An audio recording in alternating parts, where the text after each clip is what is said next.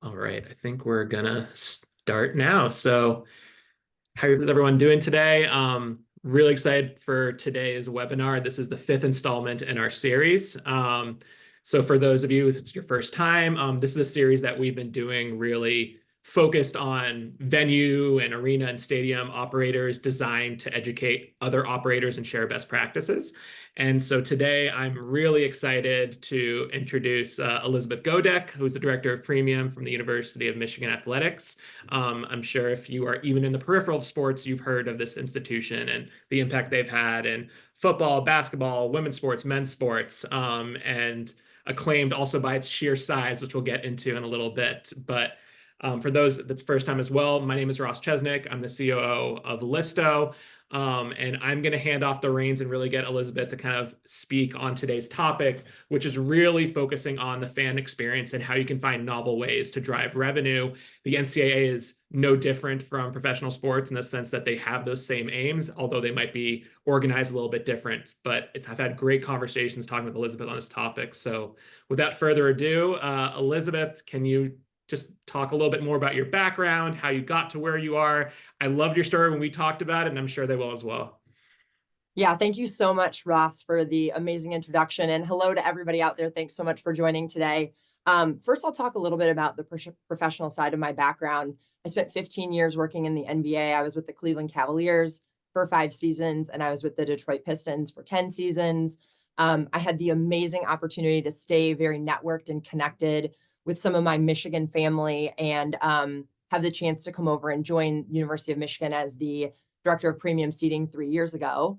Um, Having said that, I want to tell you about my kind of personal background, which led me to the position that I'm in now professionally. So I'm born and raised in Ann Arbor, amazing college town.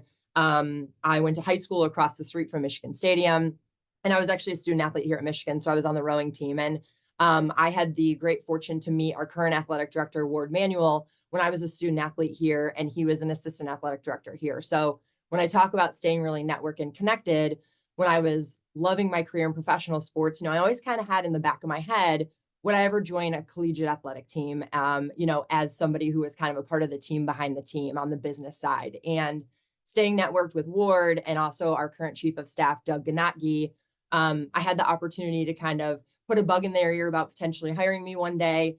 And when they went and kind of changed their careers a little bit, went from Michigan over to Buffalo and then to UConn and back to Michigan, I reached out and just said like, hey, one day maybe you'll have a job for me. So lo and behold, I think I wore them down finally. And they hired me on to oversee premium seating here at Michigan. So one thing that I think is really amazing, I'm so grateful for the time I spent in professional sports, but being a rower here at Michigan and earning a full ride scholarship, that's one of the reasons that I wanted to come back and work for collegiate athletics. I understand how important our donors are, how important fundraising is, and really what it does for our student athletes, of course, on the court and in the classroom, but then also for them professionally, as they move on after school and either go, maybe to play professional sports, but if not, but to become professional in sort of the business side of their life. So That's awesome. And you said you're an Ann Arbor native as well. So it's yeah, born and raised here. I'm a townie. Love it. no, that's amazing. I mean, it really came full circle. I mean, you kind of went down to the south of the state, but it's great to kind of see you in this environment. And that's really where I kind of want to press a little bit there. And you kind of touched upon the fact that you were working in professional sports before you came back to Ann Arbor. And so a lot of times you'll see people that stay in the professional sports arena and don't kind of cross over into the NCAA. So I would love to kind of just hear from you, like, what was that like from going from working with the Cleveland Cavaliers and working with the Detroit Pistons and then going back into the world of collegiate athletics? Did that the time of professional sports really kind of train you or help you kind of grow in your career into this new setting within the NCAA? Yeah, that's a great question. And, people say that collegiate athletics is a few years behind. And in certain aspects, I agree with that. What was really amazing for me is to go through so many transitions in professional athletics and then come to Michigan and have the opportunity to help our athletic department go through some of the same changes and experiences and transitions. And so a really good example of that would be moving over to digital tickets. When I got here to Michigan Athletics, only a portion of our season ticket holders we're using digital tickets. And I was able to use the expertise coming from professional sports to help our fans and our premium seat holders really understand why mobile tickets were valuable to them and how it was going to improve their life. I'll also tell you, for my friends that are out there in professional sports, it always felt like we had so many opportunities to upsell, right? And I remember constantly calling season ticket holders and asking, hey, can you bring out a group? Maybe your kids are interested in coming out for a group night, or hey, maybe your company is interested in doing an outing and renting a suite. Here in collegiate athletics, the upsell and the cross sell is still there. Every day, I'm talking about opportunities to take our premium seat holders and provide them with information about giving to our annual fund, or supporting our student athletes through maybe a scholarship endowment, funding an international trip for our student athletes, or being a part of locker room renovations, right? So I think that there was a lot of similarities between professional sports and collegiate athletics, and I've been able to kind of tap into my prior experiences, bring it here, and kind of make it fit for our donors and our organization. That's amazing. Yeah, because I didn't even think about the angle from the fundraising standpoint, because it's a completely different financial model.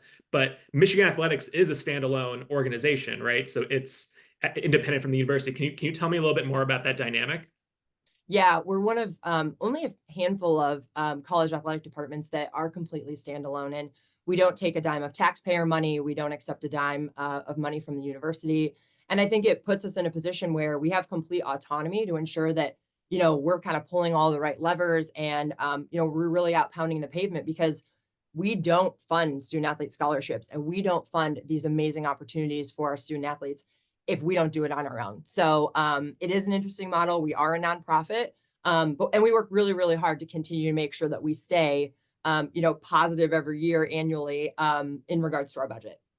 And that makes sense. And I mean, in a lot of ways, it's no different than paying the players in professional sports as well, but you're fundraising for that and being able to support them. So there are Sure. parallels there. And I think one thing when we started talking that was always top of mind for me was the sheer magnitude of Michigan Stadium and the Big House. So it's one thing to say you're going from professional sports to the NCAA. It's another to say you're going from a 20 to 30,000 person arena all the way to 107, sometimes 115,000 at Michigan Stadium. So like how did that present its own challenges, especially when it comes to fan experience and driving additional revenue? So when I think of it this way, I think it kind of puts it in perspective. Our student section here at Michigan Stadium wouldn't even fit in the venues that I worked for in 15 years. Our student section is larger than 20,000 people. And so for me, coming here and kind of wrapping my arms around, we have 22,000 season ticket accounts, which is over 70,000 seats, right? Just hearing it like that, it sounds absolutely insane. But I think when you sort of drill down, luckily the areas that I oversee in premium seating, kind of create a smaller footprint for me on game day, close to only 5,000 donors. But even that number can seem overwhelming from time to time. And I've really used my experience in professional sports to ensure that every game day, I use every moment as strategically as I possibly can. And I keep my game day interactions really meaningful with my donors, but I got to keep them tight, right? Because I have somewhere to get to next. And ultimately, I think my friends out there that are in the NFL will appreciate the fact that, game day is not the 2, 3, 4 hour game. For me, game day, it's like a 12, 14, 16 hour day. I'm visiting people in the morning at their tailgates at 8 a.m., before a 3:30 game. I'm following people back to their tailgates after our game, right? Because you just have to get in those opportunities to see these donors face to face, especially when a lot of them are flying in from markets outside of Ann Arbor and outside of the state of Michigan. Got it. And when you say donors, are those the equivalent to suite holders, people that hold leases in those suites? Like how does that work, just in comparing that to professional sports? Yeah, so our entire ticket base helps support our student athletes, because on top of the cost of their season ticket, we have a preferred seat contribution that's built into that. And that money goes directly to our student athletes. So really every season ticket holder that pays a PSC is considered one of our donors on an annual basis. Got it. And then for those engagements, like when you have those touch points, them you're meeting them at the tailgates. Is that just to show face, or is there something that you're doing? Are there upsell opportunities? Are you ensuring that the guest experience is truly meeting their expectations? Like, walk me through that. Yeah, great question. So I use tailgating and opportunities to see our donors and season ticket holders outside of the building really strategically to, quite frankly, talk about things other than Michigan football or Michigan basketball or Michigan hockey. I think one of the downsides of professional sports is sometimes you only see your season ticket holders at that game. And you can get very caught up in the performance of your athletes or, the outcome of the game. When I go to a tailgate, I'm pretty much talking about everything other than the game. I'm literally meeting people's family, their children that they're trying to get into Michigan. They're bringing their parents who have been donors or season ticket holders for 50 years. At their tailgate, they're always putting on a show, whether it's, the food and beverage that they create or, the outfits that they wear. So I'm really learning about them on a professional level, or excuse me, on a personal level, which feels like a lot more authentic. And it feels like a better way to connect with someone rather than doing it with the game in the background, if that makes sense. Yeah, no, it does. And I've been to a handful of, guest service initiatives for premium, and it definitely is trying to get those touch points so it makes sense, especially from a retention standpoint. And have you, I mean, it may be more qualitative, but have you built in any like quantitative metrics to it, like the amount of time you're spending with the fan and retention? Like, has that kind of gone into like the sales, delivery, and analysis? Oh my gosh, Ross, what a great question. So, my short answer is no. I got to get a spreadsheet started with the like 150 visits I have on a game day and start to figure out what that looks like. I think it's a great idea, but I haven't done it yet. Okay, got it. No, I thought I'd ask because metrics are, I mean, it's even the qualitative has a way to quantify it. So always curious the way people do that. And talking about guest experience, kind of segueing to one of the initiatives you talked with me about, which was your work with Disney on the guest experience front. I think the initiative was called Elevate. I know Disney has kind of that consultative arrangement for a lot of different industries to really make sure they're customer centric, guest centric. What was your experience like with that, and how did it pay dividends, or didn't it pay dividends?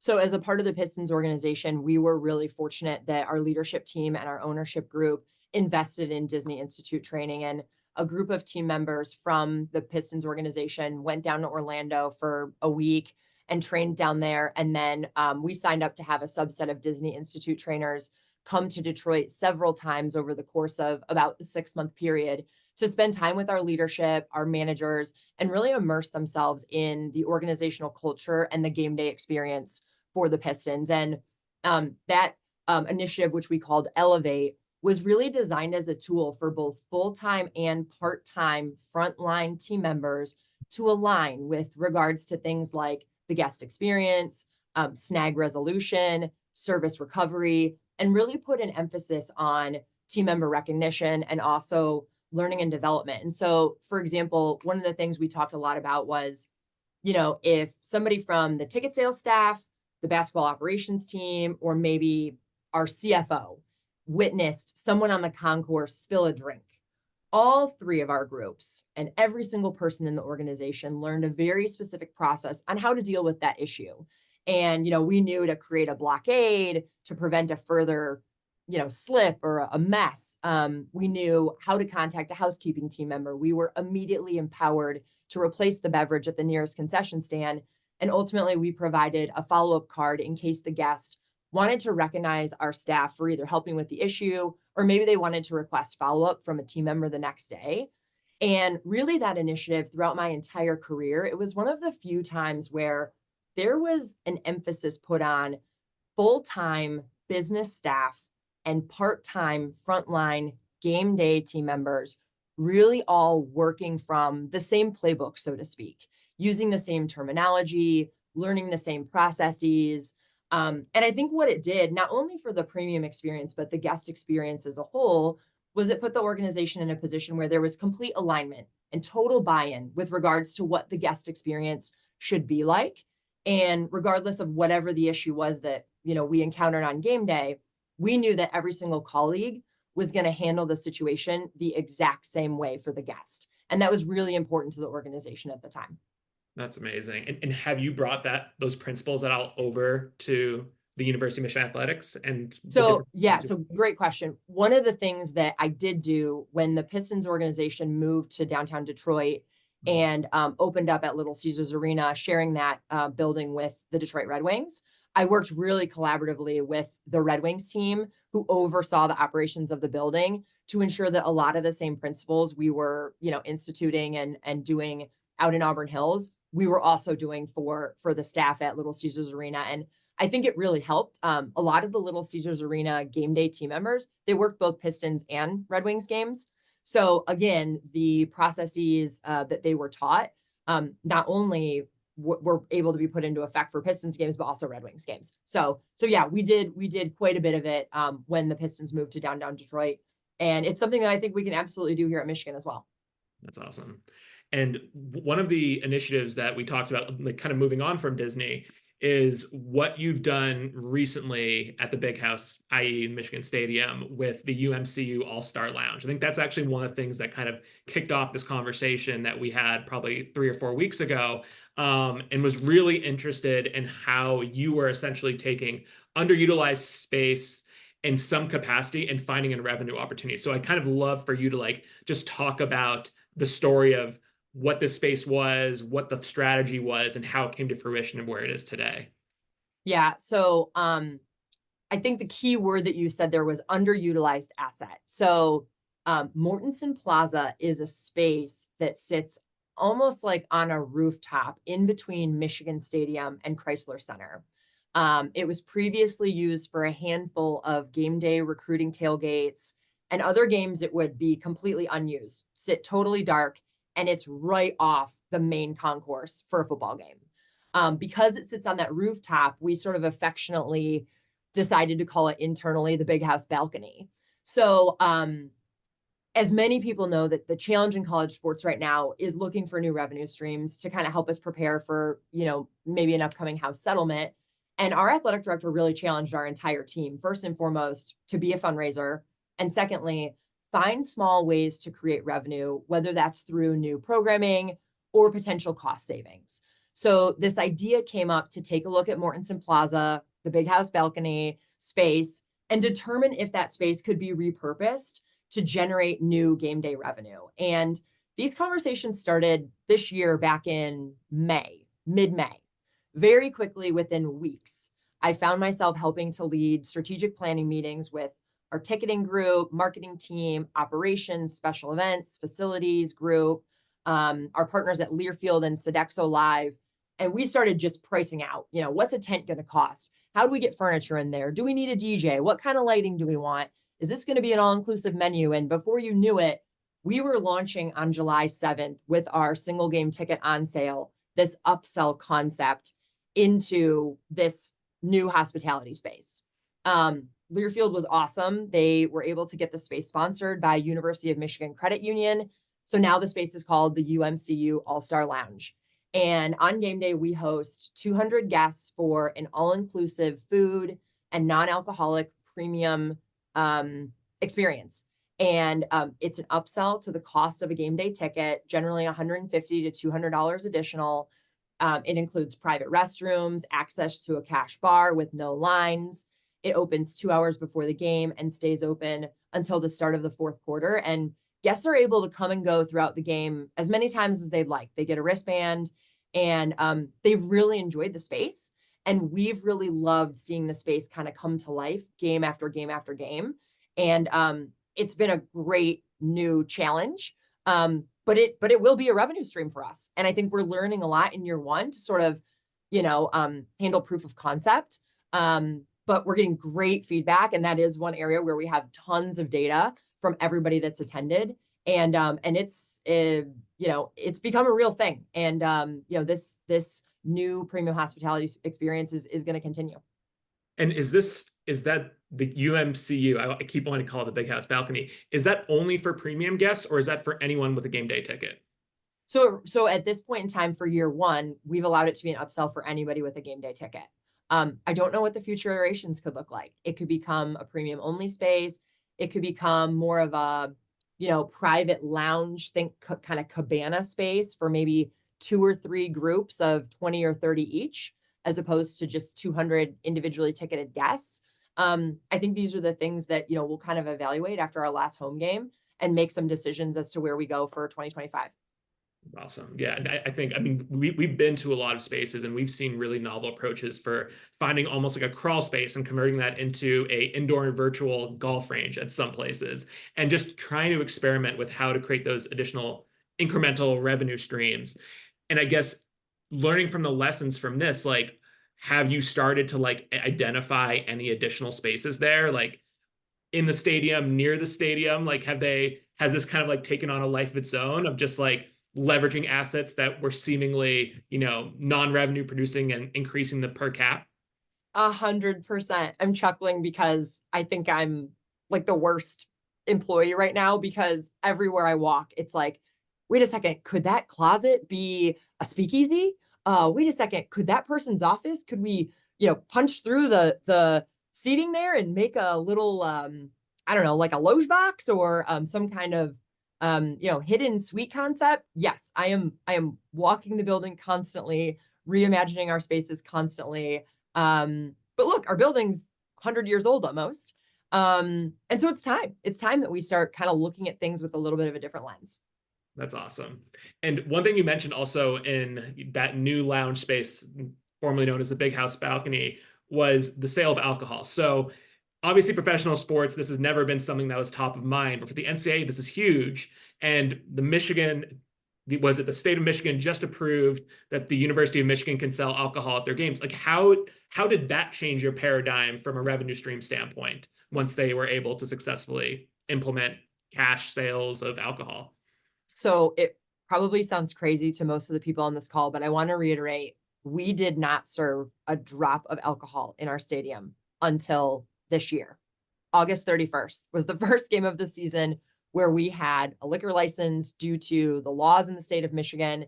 And so we never served alcohol in our building. So preparing for this season was a year and a half effort. We knew that this could potentially be coming. And so we started planning really early. And what I'll tell you is, we made an attempt to, and we are differentiating in premium spaces by offering liquor on the club levels and in our suites. We do not offer any liquor on the main concourses. It's beer, wine, and seltzers only.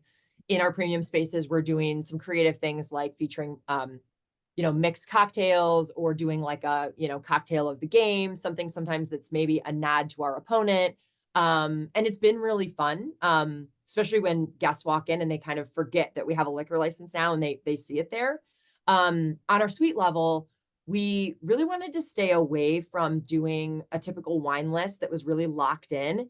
And we've partnered with some of our former players and offering, like Charles Woodson's brands and things like that on our wine list. But we're actually making a conscious effort to ensure our suite holders know that what you see on our menu, what you see on the list is not the only thing that you can get. And because it's year one of providing alcohol, we really want to be sure our premium guests know that we have the ability to be flexible and we will absolutely offer customization. And so it's as easy as a phone call over to Sodexo Live to let them know what you'd like to have. They'll source it for you, they'll price it out for you, and they'll have it for you in your suite. They do not have to stick to the menu. And I think that's gone over really well in year one. And I think it's something that will continue. That's awesome. And do you think that not being able to serve alcohol beforehand kind of led to a number of initiatives? Because like a lot of initiatives that we've heard for incremental revenue are around like bars and other types of alcohol generating revenue schemes. So how has the paradigm shifted at all now that you have this new tool? Or did you essentially kind of have this paradigm before the sale of alcohol that you've kind of migrated over and alcohol is just ancillary? That's a really interesting question. So, as a university entity, we take alcohol consumption and alcohol safety really seriously. And so, one thing I'll tell you is, like around our concourse, you won't see any bars or outlets selling alcoholic beverages, in the quarter of our building that is the student section. Now, students can certainly go and walk and get a drink somewhere else, but I would tell you that we are serving alcohol. We are thrilled at the additional revenue stream, but we are by no stretch of the imagination pushing alcohol sales. We're fortunate to have it. One of the things that I've seen in the data is that from year one to year two, our alcohol sales will probably double. This is just a year where it's a very polarizing topic. And a lot of people that don't want alcohol in the stadium are still warming up to it. We're still doing a lot of studies on how it's affected, things like incident reports and, visits to the medical tent. So it's there and we're happy it's there. We're grateful. It's changed the game day experience a little bit, but not to the extent that I think anybody thought was coming. So Yeah, that's really interesting. And we haven't really touched on this yet, but you mentioned like give a phone call to Sodexo Live, and I'm just thinking of technology. So you're in this gigantic stadium, that third largest in the world. What are you doing from a technology standpoint? I mean, we've talked about certain things, but just holistically, like, how do you approach technology? Are there any like initiatives that you've done recently that have like put technology first or an attempt to do it? Like, would love to hear that. so first I'll tell you it's kind of a running joke. For those that have never been to Michigan Stadium, 3/4 of our seats, probably more, are built down into the ground. The majority of our stadium is actually like underground. And so we don't shy away from the fact that we don't get great Wi-Fi service.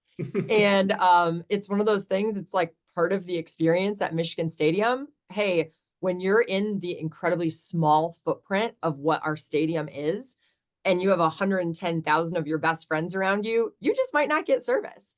And sometimes we lean into that. And I do it all the time with my premium guests. The only place that you can get service in our building is the suite level and inside our club spaces. And so that's a huge benefit to having premium seats, is the ability, to contact friends, loved ones, and post on Instagram. Um, you know, again, it's a running joke, but hey, you know what? If you have 2 or 3 hours where you just put down your phone and you just enjoy the emotion of an awesome college football game, like, that is what it is. We'd love to improve it at this point, but we know the investment that that's going to take. And it's just one of those things that at this point in time, we'll continue to work on it. But again, we lean into the fact that we know you just might not get service. But outside of Wi-Fi, has there been anything like any, whether it's POS systems or any technology you're using internally that you've been able to deploy within the restraints and constrictions of the facility? Yeah, and I'm glad you brought that up. Thanks. So, when we decided that we were going to be adding alcohol to the stadium this year, one of the things that we did was we studied other stadiums that had recently started alcohol sales. I won't name names, but some of them added anywhere from 20 to 40 points of sale. We made sure that we added 350 points of sale. And we're doing a lot when it comes to grab and goes, mobile kiosks. We partner with Grubber, who the CEO is actually a Michigan graduate. And that's helped increase sales on our main concourse, just getting through lines faster and giving the guests the opportunity to kind of be empowered to check themselves out. So technology is not non-existent in our building. I want to make that clear. It's just sometimes non-existent for the fan. Got it. Got it. That's helpful. And We love it. yes, I mean, it's a challenge in itself, like for people to, at least staff members like yourself, to work with that level of a population. I mean, essentially you're importing an entire town into one space. So I can only imagine that the challenges that poses from a connectivity standpoint. And if you ever do solve it, I would love to hear how you do it. Well, and someone brought this to my attention within the last week. We have the largest stadium, to your point, in the Western Hemisphere and the third in the world, but the footprint is one of the smallest footprints. We only have one concourse that goes 360 around our building. One. We don't have 5 or 6 or 7 concourses, with multiple levels. So yeah, it's an amazing experience. And it's a great game day. That's great. That's great. And we're about to move on to Q&A because we're coming up on time here. But one thing that we always do for these webinars, because we know that it's great to hear about best practices and learnings, but really trying to figure out things that you can take as an attendee for this and bring it back to your venue, to your team. So what would you say from your learnings in the NBA, from working in NCAA D1 football, what are 2 simple things that operators can do today to enhance that fan experience and drive new sources of revenue? So I think do your best to look at your venue as if it's the first time you've ever seen it. Everyone knows that when you start a new job, you have this amazing innate ability to kind of walk a space for the first time and point out, and ask questions. What are you doing here? Tell me about this. you need to get into your space that you may have been working in for 10 or 20 years even, and you need to try to find a way to look at it as if it's the first time. That's how you're going to start to ask questions. You know, if this suite wasn't sold, what could I do with this space? If we had to close down this concession stand tomorrow, what would go here? If I needed to add a new entry or exit for premium seating convenience, where would I put it? Challenge yourself. And maybe that means bring someone that traditionally is not familiar with your space. Maybe it's a family member. Maybe it's somebody in a totally different industry. Bring them through your venue and ask what they think about it. The second thing I would say is just continue to seek out advocates. An advocate may or may not be your boss. An advocate may or may not be a spouse, right? Seek out advocates who are going to help you along the way.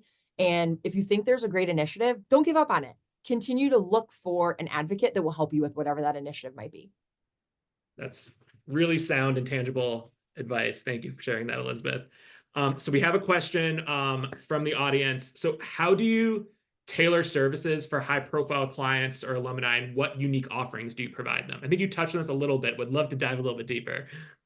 This is so funny based on the conversation that we had earlier, Ross, actually. So one of the amazing things that we have the ability to do is like our building is just built in a way where we have like a lot of nooks and crannies. So if we have special guests, we make sure that anytime they need to get from place to place, like we're driving them around on a golf cart, we have the ability to kind of serve as a personal escort to them. Having said that, we're doing things like sneaking them inside doors, bringing them in loading docks. You know, we have teams behind teams of people, whether it's celebrities or political figures that will come to our building and do a walkthrough before high profile people come. And we'll identify, you know, what is the person looking for and how can we find ways to sneak them in, get them in front of certain people. Maybe it's our president, maybe it's our athletic director. And then also find ways to hide them when they need to be hidden. So at the end of the day, I mean, it's very I mean, it's easy to blend in a crowd of 110,000, right? But we always look for ways to try to make the experience really perfect for what they're looking to do. If they want to, you know, continue to stay quiet about it. That's great. And one other thing that came up from the audience here was, you know, it's obvious that, you know, Michigan won the championship last year. For anyone who reads any headlines around the NCAA, and yeah, if you could just put it a little bit higher above your name tag. There you go. So yeah. So, I mean, I've met people with rings. That is a very unique and novel ring. But we talked about what the impact of a championship has on an organization, especially I think University of Michigan football is like tied for 6th in the most titles. How does that change the organization and your job going into the next season? Like there's a celebration, and then do you ride that high through the whole season, or does it kind of stop and you kind of start over again and just try to win it again? I think it probably depends on your individual team or organization's stance. One thing I will tell you is college athletics is so unique because we only get 4 years. I guess I should say we're lucky if we get 4 years with a student athlete. Now with the transfer portal, we may only get 1 or 2. And so I think it's really important that you take a nod, take a moment to breathe, and absolutely salute your championship team, your student athletes, your coaching staff, and everybody that put in all the hard work. But I think it's important to ensure that you make sure you turn the page. And we're in a position this year where we have a new head coach, we have several new players, new starters, and we're not looking to live in the shadow of what last year was. We really want to create what the next iteration of Michigan football looks like this season. And every game is an opportunity to do that. And so I think it probably just depends on your organization. It was a great to celebrate, and we celebrated for a while. But look, now we're in the new season. It's really important that we kind of have a new outlook for this year. Great. And then just curious, did you do any sort of celebrations with your premium clientele after the championship? Like, so before this season, like, were there any experiences that you built around winning the championship for them? So there were a couple of things. So we had a massive parade in the city, which was open to anyone. But we did some things that were a little bit more tailored. Funny enough, as soon as we came off the championship, we already had plans to renovate our locker room. So we were able to bring our highest end donors in to have an opportunity to see the trophy. and then actually just recently come in and see the new renovated locker room with the trophy and the new barber shop and the new bowling alley and the swing suite. And yeah, so there were opportunities for us to take our highest end donors really behind the scenes into what it's like to be a student athlete with our football team. That's awesome. All right, I think we have time for one more question, and it's what advice would you give to other institutions looking to enhance their premium service offerings? So you touched on this at the very end, but is there like some very specific piece of advice that you can kind of capitalize on for those attending today? You know, steal from the best and make it your own. Go out and find another venue that's doing something that you think is great and find a way to make it your own. You can find something that's happening at a basketball arena and you can use it at football. You can find something that might be working in professional sports and you can use it in collegiate athletics. Steal from the best and make it your own. And really work to localize it as much as you possibly can, because that's where the customization piece comes in, especially for premium. That's great. I think that's been a recurring theme through all of the individuals that we've talked, which is how do you contour it to the local flavor, culture, and that level of personalization to make them coming back and know that it's not just a game, it's something that's very highly personable and personal to them. So yeah, Elizabeth, we're over time here. Everyone stayed, so there's a reason for that. So I really appreciate you taking the time for this. This is a really great discussion. I'm hoping everyone on this was able to at least take one or two things away that they can bring back to their employer and improve their premium or general experience. But everyone, thank you for joining. Elizabeth, thank you so much. And yeah, join us for our next webinar in about a month. Take care.